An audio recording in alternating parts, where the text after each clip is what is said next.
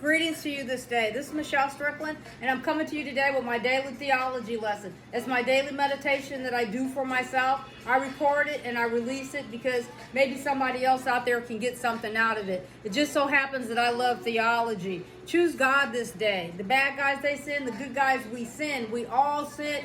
It's whom you serve.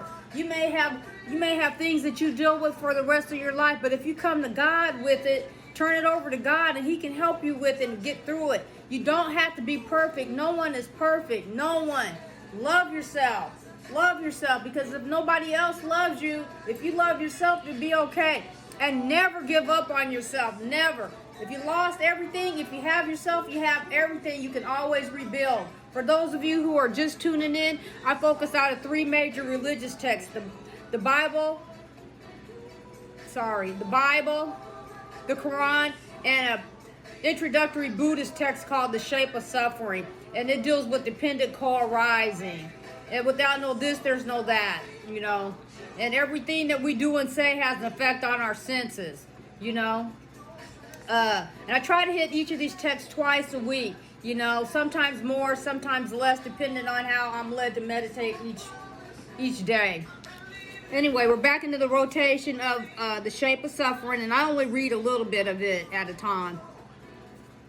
Now, craving is dependent on feeling. Seeking is dependent on craving. Acquisition is dependent on seeking. Ascertainment is dependent on acquisition. Desire and passion is dependent on ascertainment. Attachment is dependent on desire and passion.